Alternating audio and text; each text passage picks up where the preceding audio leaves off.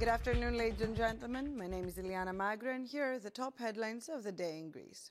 The Greek Ministry for the Environment and Energy announced today that it has accepted an expression of interest from U.S. company Chevron to conduct hydrocarbon exploration in two new marine areas of southern Crete.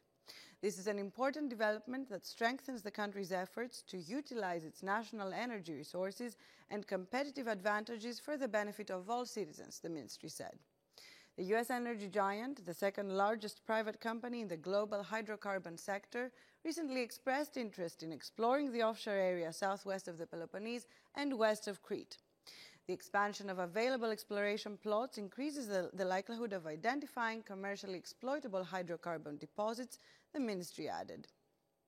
Now, Greek Prime Minister Kyriakos Mitsotakis said earlier today that the government aims to reduce illegal migration and better manage legal migration. During a visit to the Ministry for Migration and Asylum, the PM said that if someone is entitled to asylum, Greece will welcome them. If someone, however, enters the country illegally, we will do everything in our power to ensure they return to their country of origin, he added. When it comes to legal migration, Mr. Mitsotakis noted that it should cover specific labor shortages. The Ministry for Migration will assume the role of coordinating all the relevant ministries. Since the start of the year, migration flows have decreased by 36%, the Prime Minister said today. Now, earlier today, Hewlett-Packard Enterprise and the Greek Ministry for Digital Governance signed a contract to develop Daedalus, Greece's supercomputer. Greece is one of the 7 countries selected by the European Commission to host dedicated AI research facilities. These so-called AI factories aim to accelerate advancements in artificial intelligence across key sectors such as finance, energy, healthcare, and climate science.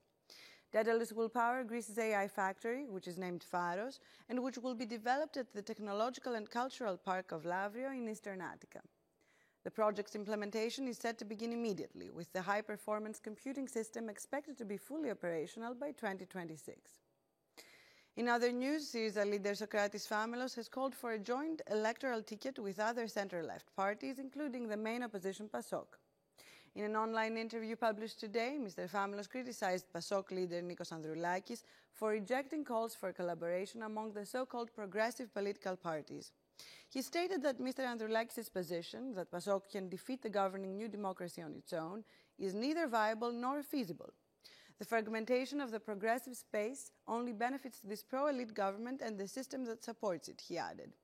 He clarified that his center-left initiative would include the New Left Party, formed primarily by former Syriza MPs. He did, however, distance himself from the populist Course of Freedom Party. How can you discuss policy with a party that has no concrete proposals or positions, Mr. Famelos said. Meanwhile, 2 more PASOK party officials left the party today, namely Marizeta Donopoulou and Dimitris Melidis, just a few days after former Minister Sokratis Xenidis also decided to leave the party. Now, Greek Prime Minister Kyriakos Mitsotakis will meet Israeli Prime Minister Benjamin Netanyahu in Jerusalem on Sunday, Reuters reported today. According to the report, which cites 2 unnamed Greek sources, the 2 leaders are expected to discuss the war, foreign affairs, and bilateral issues. One of the topics is a project involving a subsea power cable that will link continental Europe to the eastern Mediterranean. Greek power grid operator IPTO is building the Great Sea Interconnector cable, which will connect Europe's transmission networks to Cyprus and eventually extend to Israel. Tomorrow, the Prime Minister will meet the European Commission's Executive Vice President for Prosperity and Industrial Strategy, Stéphane Séjourne, who is currently visiting Athens. And that's all for today. Tune in again tomorrow for the only English language news bulletin in the country. And ladies and gentlemen, have a good afternoon.